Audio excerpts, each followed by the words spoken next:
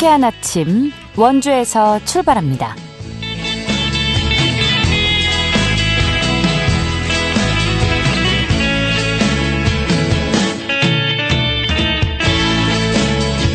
여러분 안녕하십니까? 3월 17일 화요일 KBS 원주방송국에서 보내드리는 상쾌한 아침 원주에서 출발합니다. 저는 진행의 이은주입니다.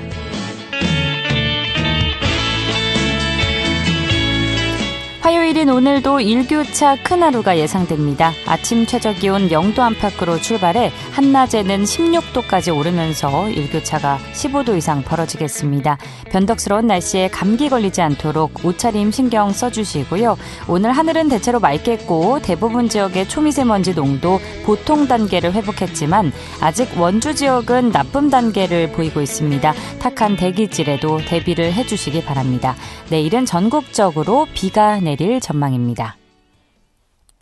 오늘 준비한 소식입니다. 지난 겨울 강원도의 관광지표가 주춤했다는 통계가 나왔습니다. 기후 위기와 소비 의식 변화가 주된 원인으로 꼽히는데요. 자세한 현황과 앞으로의 과제 짚어보고요.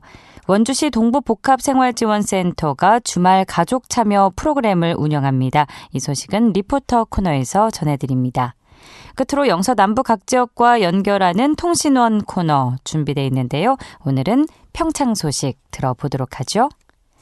3월 17일 화요일 상쾌한 아침 원주에서 출발합니다.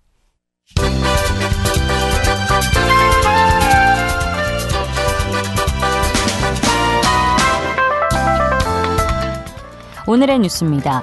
강원도 소방본부는 2021년부터 지난해까지 최근 5년간 3월부터 5월 사이 발생한 봄철 화재가 2,700여 건이었다고 밝혔습니다. 이는 전체 화재의 33%에 해당하는 수치입니다. 화재 원인으로는 부주의가 55%로 절반 이상을 차지했고 전기적 기계적 요인이 뒤를 이었습니다. 소방당국은 캠핑장이나 야외시설 등을 중심으로 봄철 화재 예방 지도 점검을 강화할 방침입니다.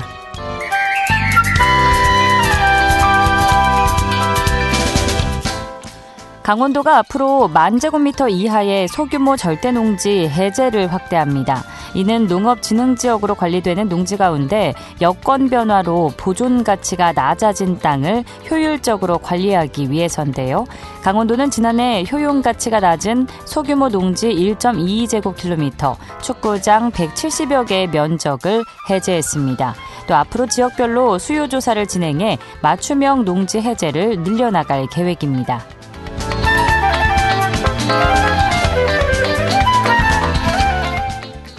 강원연구원이 최근 발표한 자료를 보면 지난해 강원도의 사과 재배 면적은 1,953헥타르로 조사됐습니다. 이는 최근 20년 사이 14배 정도 증가한 수치입니다. 또 경상북도, 경상남도, 충청북도에 이어 전국에서 4번째로 넓은 건데요.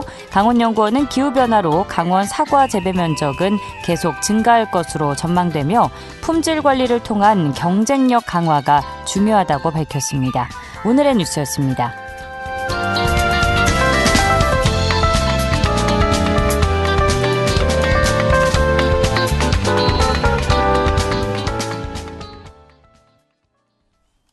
상쾌한 아침 원주에서 출발합니다. 함께하고 계십니다.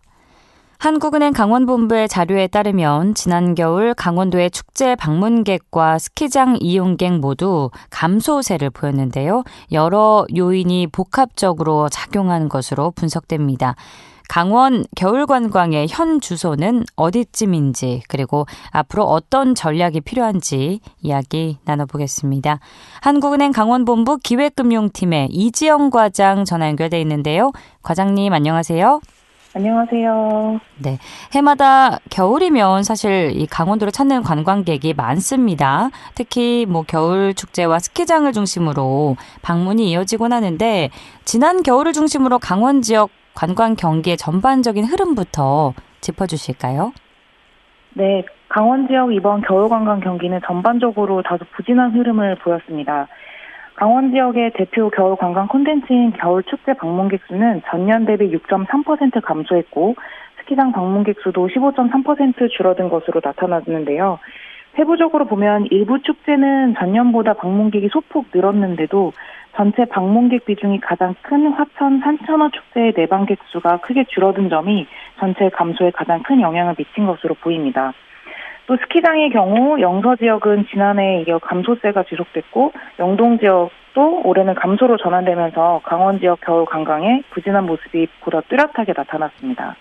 네, 화천 산천어 축제 예전 같으면 무조건 한 번은 가는 곳이었는데 감소가 됐군요. 그러니까 정리해보면 영동은 감소세로 전환이 되었고 영서는 감소세가 지속되는 상황인 건데 이러한 현상의 가장 큰 요인은 무엇이라고 보시나요? 여러 가지 요인이 있겠는데요. 그중에 기후변화로 인해 평균 기온이 계속 상승하고 있다는 점이 가장 큰 요인으로 보입니다. 강원도 겨울관광은 기본적으로 낮은 기온이나 눈과 같은 자연환경에 크게 의존하는 경향이 있는데 그런 기반이 예전보다 점차 약해지고 있다는 것인데요. 실제로 2000년 대비 2025년 평균 기온은 영서가 0.7도, 영동이 0.3도 상승했습니다. 이러한 변화는 장기적으로 겨울 관광의 기반을 약화시키는 그 흐름이라고 볼 수 있습니다.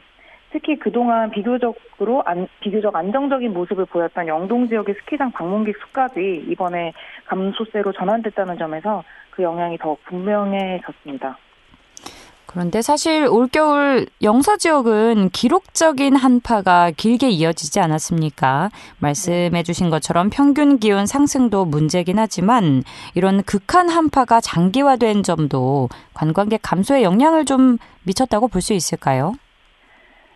네, 앞서 말씀드린 것처럼 사실 구조적으로 평균 기온 상승이 문제일 수도 있는데 다만 아직 강원 지역의 평균 기온은 겨울 관광에 부정적인 영향이 본격화되는 그 임계 수준을 넘은 것은 아니어서 겨울철 평균 기온이 오르면 외식업을 중심으로 긍정적인 효과가 나타난다는 점을 작년 그 연구에서도 확인한 바가 있습니다.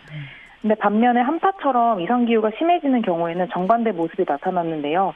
실제로 올겨울 영서 지역의 1월 평균 한파일 수는 16.2일로 한 달의 절반 이상이 한파일 정도로 매우 추웠습니다. 이는 2000년 이후 세 번째로 높은 수준이었는데요. 이런 기록적인 한파는 축제와 같은 야외 활동은 물론이고 이동 자체도 위축시켜서 관광 수요에 부정적인 영향을 줄 수 있습니다. 네, 기후 요인이야 우리가 어찌할 수 없는 부분이 있지만 이런 요인 외에도 경제적인 측면도 짚어볼 필요가 있을 것 같습니다. 소비 부진이나 경기 침체가 강원도의 겨울 관광 부진에 어떤 영향이 좀 있었다고 볼 수 있을까요? 네, 가계동향 조사 결과에 따르면 2025년 가구당 월평균 실질 소비 지출은 전년 대비 0.4% 줄었고 거기서 오락 문화 지출 부분도 2.5%나 감소했습니다. 특히 스키장처럼 상대적으로 비용 부담이 큰 레저 활동은 이렇게 가계 소비 여력이 다소 줄어든 상황에서 먼저 영향을 받을 수 있습니다. 실제로 카드 매출 기준으로 스키나 실외 골프 비중은 코로나 이전보다 소폭 줄어들었는데 당구나 수영처럼 상대적으로 부담이 적은 비용 활동의 비중은 늘어난 것으로 나타났습니다. 즉 소비 여건이 줄어들면서 겨울 관광 수요도 다소 줄어든 것으로 보고 있습니다. 네, 그런데 최근에는 사실 이 해외여행 수요가 빠르게 회복되고 있는 상황이죠. 이런 추세 역시 우리 강원 지역 겨울 관광에 영향이 없었다고 보기는 어렵겠죠. 네, 해외여행 수요 회복도 강원 지역 겨울 관광에 적지 않은 영향을 미쳤다고 볼 수 있는데요. 한국관광데이터랩 기준으로 동절기 해외 여행객 수는 2025년에 전년 대비 9.7%, 26년에는 4.1% 증가한 것으로 나타났고 이거는 코로나 이전 수준도 훨씬 넘어선 것으로 나타났습니다.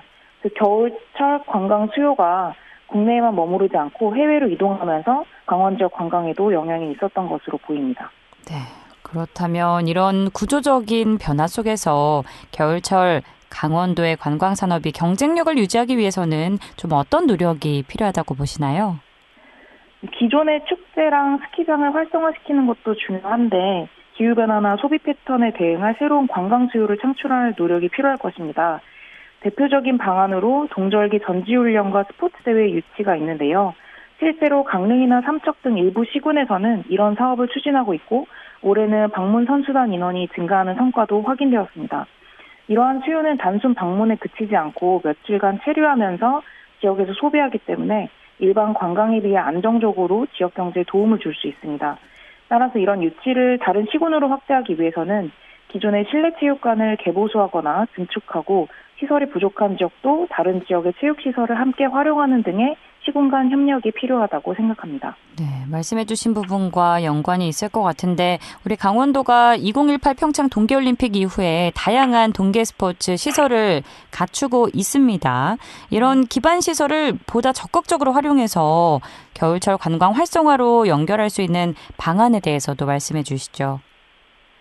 특히 이제 컬링이 그 2018년 한국 갤럽 조사에 따르면 평창 동계올림픽 이후에 국민들이 새롭게 관심을 가지게 된 종목 1위로 조사가 되었습니다. 예. 이뿐만 아니라 이제 피겨스케이팅이나 봅슬레이와 같은 다른 동계 스포츠 전반에 대한 관심도 높아졌는데요. 예. 이러한 수요를 말씀 주신 것처럼 평창 동계올림픽 경기장과 같이 이미 구축된 시설을 이제 경기용으로만 두는 것이 아니라 일반 관광객이 직접 체험할 수 있는 프로그램에 활용할 수 있겠습니다. 예를 들어서 해당 시설을 활용해서 컬링이나 스케이팅 체험, 가족 단위 입문 프로그램, 기업 연수와 연계한 체험형 프로그램 등을 운영할 수 있겠습니다. 예.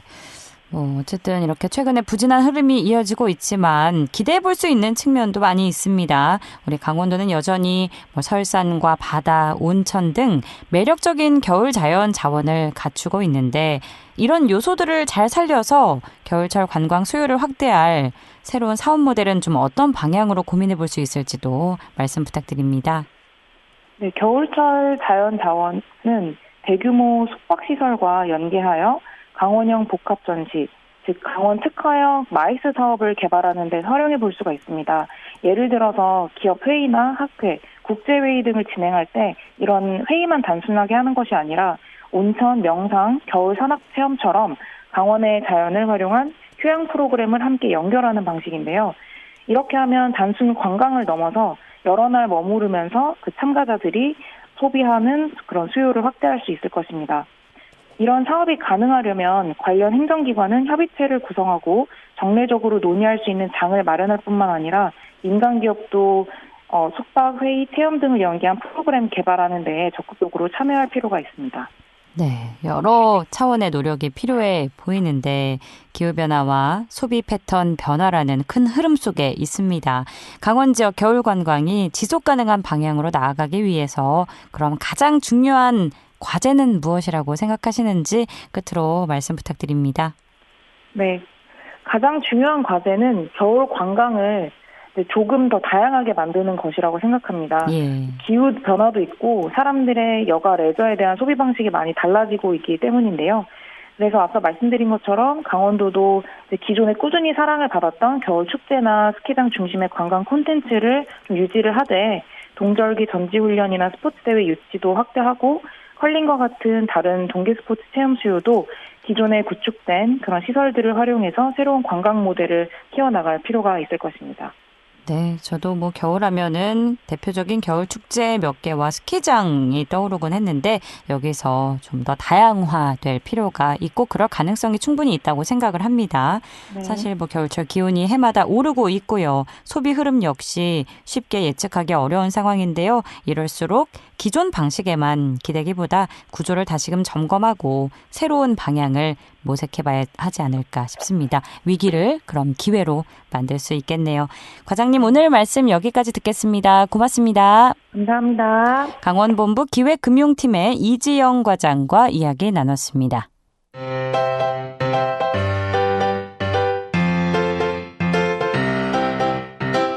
KBS 원주방송국이 유튜브 다시 듣기 서비스를 실시합니다. 매일 아침 강원 영서남부권의 뉴스와 정보를 전해드리는 상쾌한 아침 원주에서 출발합니다는 KBS 원주라디오 유튜브 채널을 통해 다시 들을 수 있습니다.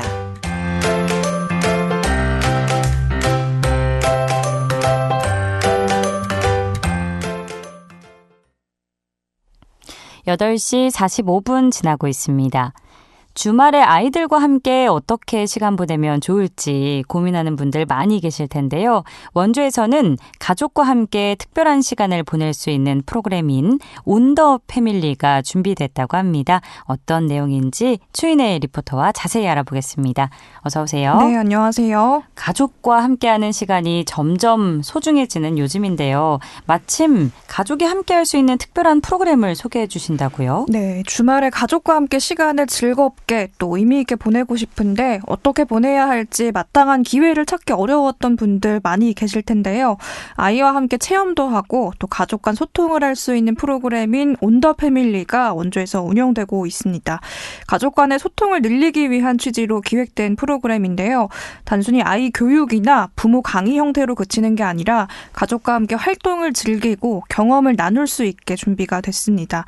특히 아빠와 함께하는 활동을 강화해서 가족형 양성평등 교육의 의미를 담았다는 게 특징인데요. 네. 참가자들이 그동안 남긴 반응을 보면 평소에는 바쁜 일상으로 가족끼리 시간을 보내기가 어려웠는데 대화를 나누는 시간을 가질 수 있어서 좋았다거나 아이들은 부모와 함께하는 활동으로 성취감과 자신감을 얻고 부모님은 아이와 더 가까워지는 시간을 가질 수 있었다는 반응이 많았다고 합니다. 올해 프로그램도 다채롭게 구성이 됐는데요. 네. 올해 온 더 패밀리 주제와 특징에 대해서 동부복합생활지원센터 유연희 운영팀장에게 들어보시죠. 온 더 패밀리는 이름 그대로 온 마음을 더해 가족 간 소통을 늘리자는 취지에서 시작된 주말 가족 프로그램입니다. 앞으로 11월까지 매월 셋째 주 토요일에 다양한 프로그램을 운영할 예정입니다. 강좌 수는 매회 7개, 60가족을 대상으로 하며 원주시 통합예약 플랫폼을 통해 선착순 신청이 가능합니다. 앞으로도 참가자 의견과 피드백을 적극 반영해 매 기수 더 즐겁고 유익한 프로그램을 기획할 예정이에요. 시민분들께서는 이번 기회를 통해 가족과 특별한 주말 시간을 보내시고 평소보다 조금 더 가까워지는 경험을 해보시길 권해드립니다. 홍보는 원주시 홈페이지, 통합예약 플랫폼, 동부복합생활지원센터 밴드, SNS 등 다양한 채널을 통해 하고 있으니 관심 있는 분들은 미리 확인하시면 좋겠습니다. 구체적으로 어떤 프로그램으로 구성됐는지도 알려주시죠? 네, 이 프로그램은 부모와 아이가 함께하는 특강 그리고 따로 드는 특강 이렇게 두 가지로 구분할 수 있는데요. 네. 먼저 부모와 함께하는 행복한 특강은 부모와 자녀가 함께 인성교육, 음악, 요리를 배우고 즐기면서 소통과 교육을 함께하는 프로그램입니다. 쿠키와 희낭시를 만들어보는 제빵 프로그램부터 엄마와 딸이 함께하는 퍼스널 컬러 진단 클래스, 또 아이와 홈패션 소품을 만들어보는 파우치 클래스, 아빠와 함께하는 유부초밥 요리교실 프로그램들이 있고요. 또 함께 가족이 음식을 만들거나 작품을 완성하는 코스를 걸으면서 자연스럽게 대화하고 협력할 수 있다는 게 특징입니다. 또 부모와 따로 행복한 특강 유형에서는 아이와 부모 각각이 다른 프로그램에 참여하는 건데요. 특히 아이들에게 인기가 좋은 게 방송 댄스를 배우는 거라고 합니다. 그래서 이번 프로그램으로는 가수 아이브의 인기곡에 안무를 배우는 강좌가 준비가 됐고요. 네. 부모반에서는 자기계발과 가족교육 관련된 강좌를 들을 수 있습니다. 이번에는 부모 심리학을 준비했다고 하는데요. 어떤 마음으로 또 어떤 가족들이 이번 프로그램을 즐기면 더 잘 즐길 수 있을지 팁을 들어봤는데요. 유연희 팀장 이야기 이어서 들어보시죠. 첫째, 함께 참여하려는 마음이 가장 중요하다고 생각합니다. 예를 들어 자녀는 참여할 마음이 없는데 보호자가 강제로 동행하는 경우에는 자녀는 프로그램이 시작하기 전부터 이미 마음이 상해 있는 거죠. 다양한 강좌들을 준비해왔고 앞으로도 다양하게 준비할 예정이니 꾸준히 관심을 가져주시고 희망하시는 강좌가 개설되는 회차에 참여를 하는 것도 방법이라 생각합니다. 둘째, 프로그램 전에 가족 간 역할을 미리 나눠보는 것도 좋아요. 예를 들어 요리 프로그램에서는 아이는 재료 손질, 보호자는 요리를 한다거나 아이가 재료 손질부터 요리까지 전부를 하고 보호자는 전 과정에서 지도를 해준다거나 하는 식으로 역할을 나누어 협력하면 더 즐거운 시간을 보낼 수 있습니다. 셋째, 프로그램 후에는 가족만의 소소한 리뷰 시간을 가져보세요. 오늘 가장 재미있었던 점, 다음에는 이렇게 해보자, 집에 가서 다른 가족 구성원과 함께 해보자처럼 짧은 대화를 나누는 것만으로도 소통이 깊어집니다.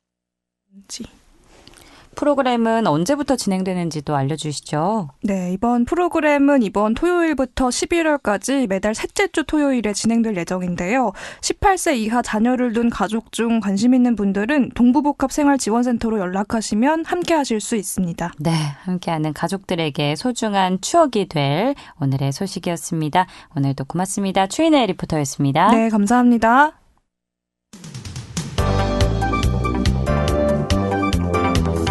생생한 현장, 유익한 생활 정보를 전해드리겠습니다. KBS 원주라디오 상쾌한 아침 원주에서 출발합니다를 함께하고 있습니다.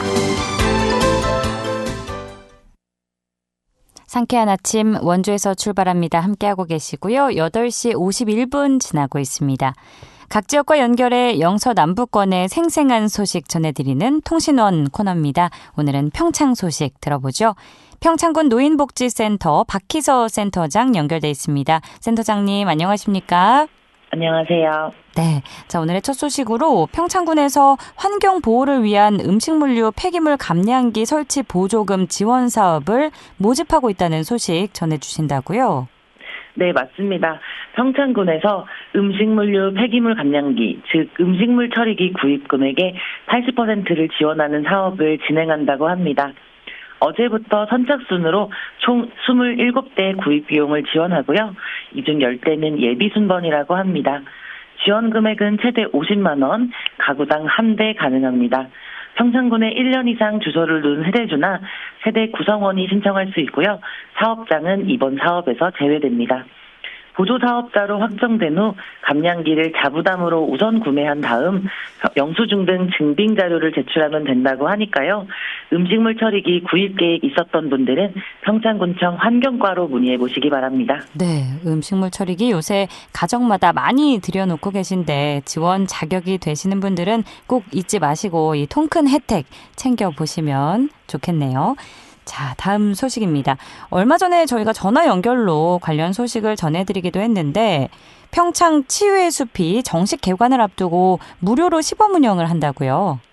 네, 맞습니다. 평창 치유의 숲은 인체의 면역력을 높이고 산림의 다양한 환경 요소를 체계적으로 활용하기 위한 공간으로 산림 치유 지도사가 상주하여 맞춤형 산림 치유 프로그램을 운영하는 곳인데요. 네. 주요 시설로는 맨발 걷기 트랙, 치유 정원, 온열실 등이 설치되어 있습니다. 인바디나 건식 조격기, 단신욕기도 구비되어 있다고 하니까요. 이용하시는 분들에게 인기가 많을 것으로 예상됩니다. 운영은 매주 화요일부터 일요일까지 오전 10시와 오후 2시에 프로그램이 진행된다고 합니다. 4월 2일까지는 시범 운영 기간으로 참여비가 면제된다고 하니까요. 사전 접수 후 산책, 건강체조, 꽃차 테라피 등 유익한 프로그램에 먼저 참여해 보시는 것을 추천드립니다. 네, 몸과 마음을 좀 쉬어갈 수 있는 평창 치유의 숲 시범 개장 소식 들어봤고요. 자, 지역 주민에게 다양한 배움의 기회를 제공하기 위한 평창군 평생학습 공모 사업이 시행된다는 소식도 있네요. 네, 맞습니다. 새롭고 우수한 프로그램과 학습 동아리를 지원하고자 평창군 평생학습 공모 사업이 진행됩니다. 신청 기간은 이번 주 금요일인 20일까지고요. 우수 프로그램은 평창군에 소재를 둔 평생학습 관련 기관, 단체가 대상입니다. 세무서에 신고 등록된 비영리 기관이나 단체여야 하고요. 20명 이상의 평창 군민이 참가해야 합니다. 총 4개 단체 500만 원까지 지원이 가능합니다. 학습 동아리의 경우 평창 군민 10명 이상으로 구성되어야 하고요. 총 15개 동아리에 최대 200만 원까지 강사비 지원이 가능하다고 합니다. 학습 동아리는 평창군 인재육성과로 방문 또는 우편 접수하면 된다고 하니까요. 모임의 특성과 성격에 맞춰 신청하셔서 평생학습에 많이들 함께 하시면 좋겠네요. 네. 또 다음 소식입니다. 평창의 로컬 크리에이터 양성을 위해서 평창관광문화재단에서 SNS 서포터즈 교육을 진행한다고요? 맞습니다. 평창의 매력적인 사계절 관광지와 문화축제를 홍보해 평창 관광의 인지도를 높이기 위한 로컬 크리에이터 SNS 서포터즈 양성 교육을 4월부터 진행하기 위해 현재 교육생 모집 중입니다. 해당 내용에 관심 있는 분이라면 누구나 이메일, 온라인 폼으로 접수가 가능합니다. 교육비는 무료이고 선착순으로 45명을 모집 중이라고 하네요. 교육은 기초, 중급, 심화반으로 구성되어 있고요. 콘텐츠 이해와 기획, 연출, AI 활용부터 데이터 분석은 물론 성장 전략까지 SNS의 모든 것을 배울 수 있는 좋은 기회가 될 것으로 예상되는데요. 관심 있는 분들은 평창관광문화재단으로 4월 3일까지 신청해 보시면 좋겠습니다. 예, 끝으로 평창군이 관내 중소기업을 대상으로 TV 홈쇼핑 입점 지원에 나섰다는 소식 전해주시죠. 네, 맞습니다. 평창군의 중소제조기업을 대상으로 공영 홈쇼핑 입점, 생방송 송출료를 지원해주는 중소기업 TV 홈쇼핑 입점 지원 사업이 현재 참여 기업을 모집 중에 있다고 합니다. 홈쇼핑 생방송 송출료 해당 1,500만 원을 지원해준다고 하고요. 이후 MD 평가 점수가 높은 기업은 재방송 1회 추가 송출도 가능하다고 합니다. 모집은 3월 26일까지고요. 이메일로 신청서와 상품 기술서 등을 제출하시면 됩니다. 판매 수수료와 택배비는 기업 자부담이라고 하니까요. 자세한 내용은 강원특별자치도 경제진흥원 전략사업부로 문의해 보시면 됩니다. 네, 센터장님 오늘도 소식 고맙습니다. 감사합니다. 박희섭 평창군 노인복지센터장과 함께 평창 소식 들어봤습니다. 3월 17일 화요일에 전해드린 상쾌한 아침 원주에서 출발합니다. 오늘 순서는 여기까지입니다. KBS 원주방송국은 표준 FM 97.1MHz로 청취자 여러분과 함께하고 있습니다. 지금까지 기술 조원재, 구성 황진영, 진행의 이은주였습니다. 여러분 좋은 하루 보내세요.